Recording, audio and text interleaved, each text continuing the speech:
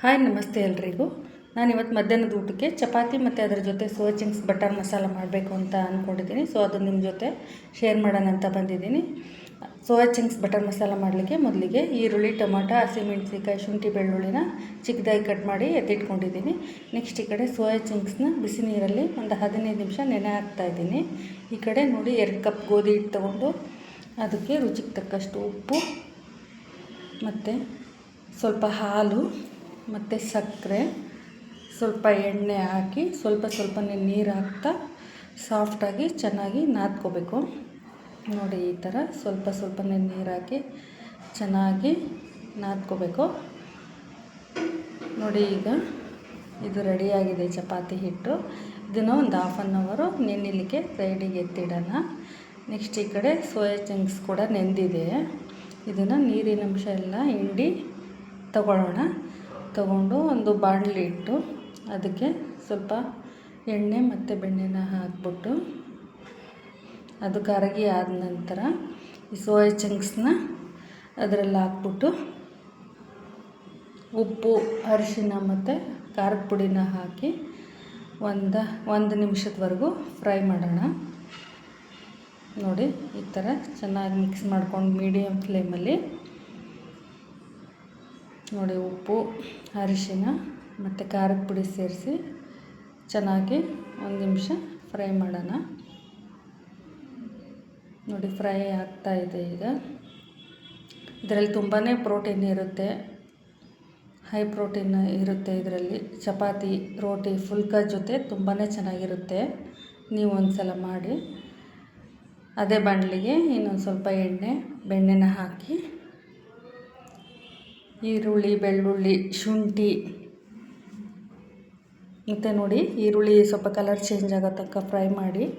Next tomato ಮತ್ತು ಒಂದು 4ರಿಂದ 5 ಗೋಡಂಬಿನ ಸೇರಿಸಿ ಟೊಮೆಟೊ ಸಾಫ್ಟ್ ಆಗೋ ತನಕ ಚೆನ್ನಾಗಿ ಫ್ರೈ ಮಾಡಬೇಕು. ನೋಡಿ ಮೀಡಿಯಮ್ ಫ್ಲೇಮಲ್ಲಿ ಫ್ರೈ ಮಾಡಿ. ನೋಡಿ ಗೋಡಂಬಿ ಸೇರಿಸ್ತಾ ಇದ್ದೀನಿ. ಈಗ ಗೋಡಂಬಿ ಹಾಕೋದ್ರಿಂದ ಗ್ರೇವಿ ಸ್ವಲ್ಪ ತಿಕ್ಕಾಗಿ ಬರುತ್ತೆ. ನೋಡಿ ಈಗ ಇದಾಗಿದೆ. ಇದು ತಣ್ಣಗಾಗಲಿಕ್ಕೆ ಮಿಕ್ಸಿ ಜಾರಿಗೆ ಹಾಕಿ ಸೈಡಿಗೆ ಎತ್ತಿಡೋಣ. ನೆಕ್ಸ್ಟ್ ಇನ್ನೊಂದು ಪ್ಯಾನ್ ತಗೊಂಡು ಅದಕ್ಕೆ ಸ್ವಲ್ಪ ಎಣ್ಣೆ ಮತ್ತು ಬೆಣ್ಣೆನ ಹಾಕಿ ಸ್ವಲ್ಪ ಜೀರಿಗೆ, ಒಂದು ಪಲಾವ್ ಎಲೆ ಮತ್ತು ಸ್ಪ್ಲಿಟ್ ಮಾಡಿರೋಂಥ ಹಸಿಮೆಣಸಿನ್ಕಾಯಿ, ಚಿಕ್ಕದಾಗಿ ಕಟ್ ಮಾಡಿರೋಂಥ ಈರುಳ್ಳಿನ ಸೇರಿಸಿ ಈರುಳ್ಳಿ ಕಲರ್ ಚೇಂಜ್ ಆಗೋ ತನಕ ಫ್ರೈ ಮಾಡಬೇಕು. ನೋಡಿ ಈ ಥರ ಈರುಳ್ಳಿ ಕಲರ್ ಚೇಂಜ್ ಆಗಿದೆ. ಈಗ ರುಚಿಗೆ ತಕ್ಕಷ್ಟು ಉಪ್ಪು, ಅರಿಶಿನ, ಗರಂ ಮಸಾಲ, ಧನಿಯಾ ಪೌಡ್ರು ಮತ್ತು ಕಿಚನ್ ಕಿಂಗ್ ಮಸಾಲ ಇವೆಷ್ಟನ್ನು ಹಾಕಿ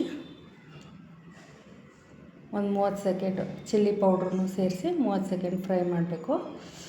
ನೋಡಿ ಈಗ ಫ್ರೈ ಆದ ನಂತರ ನೆಕ್ಸ್ಟ್ ಏನದು ಪೇಸ್ಟ್ ರೆಡಿ ಮಾಡ್ಕೊಂಡಿದ್ವಲ್ಲ, ಆನಿಯನ್ ಮತ್ತು ಟೊಮೆಟೊ, ಗೋಡಂಬಿ ಎಲ್ಲ ಸೇರಿಸ್ಬಿಟ್ಟು ಆ ಪೇಸ್ಟನ್ನ ಹಾಕಿ ಚೆನ್ನಾಗಿ ಮಿಕ್ಸ್ ಮಾಡಿ ಸ್ವಲ್ಪ ನೀರು ಸೇರಿಸಿ ಏನು ಸೋಯಾ ಚಂಕ್ಸ್ನ ಫ್ರೈ ಮಾಡಿ ಎತ್ತಿಟ್ಟಿದ್ವಲ್ಲ ಅವನ್ನು ಸಹ ಸೇರಿಸಿ ಚೆನ್ನಾಗಿ ಒಮ್ಮೆ ಮಿಕ್ಸ್ ಮಾಡಿ.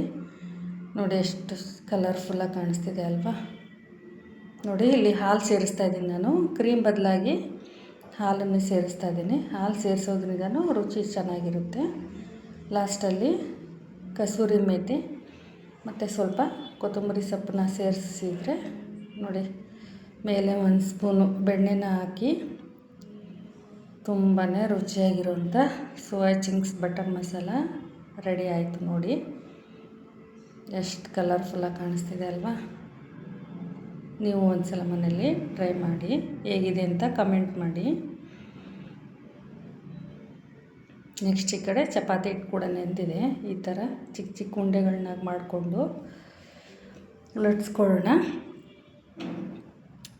ನೋಡಿ ಈ ಥರ ಸ್ವಲ್ಪ ಲಟ್ಸ್ಕೊಂಡ್ಬಿಟ್ಟು ಮಧ್ಯಕ್ಕೆ ಸ್ವಲ್ಪ ಎಣ್ಣೆ ಹಾಕಿ ಸ್ಪ್ರೆಡ್ ಮಾಡಿ ಈ ಥರ ಟ್ರಯಾಂಗಲ್ ಶೇಪಲ್ಲಿ ಫೋಲ್ಡ್ ಮಾಡಿ ಒತ್ತೋದ್ರಿಂದ ಚಪಾತಿ ತುಂಬಾ ಉಬ್ಬಿ ಬರುತ್ತೆ, ಸಾಫ್ಟಾಗಿ ಆಗುತ್ತೆ. ನೋಡಿ ಈಗ ತವಾ ಕೂಡ ಕಾದಿದೆ. ಚಪಾತಿನ 2 ಸೈಡು ಚೆನ್ನಾಗಿ ಬೇಯಿಸ್ಕೋಬೇಕು. ಈ ಥರ ನೋಡಿ ಎಷ್ಟು ಚೆನ್ನಾಗಿ ಬಂದಿದೆ ಅಲ್ವಾ, ಸಾಫ್ಟಾಗಿ ಚಪಾತಿ. ಈ ಪಲ್ಯ ರೋಟಿ, ಫುಲ್ಕ, ಪರೋಟ ಎಲ್ಲದರ ಜೊತೆ ತುಂಬಾ ಚೆನ್ನಾಗಿರುತ್ತೆ. ನೀವು ಒಂದು ಸಲ ಟ್ರೈ ಮಾಡಿ ಹೇಗಿದೆ ಅಂತ ನನಗೆ ತಿಳಿಸಿ. ನೋಡಿ ಸಖತ್ತಾಗಿರೋವಂಥದ್ದು ರೆಡಿ ಆಯಿತು. Thank you.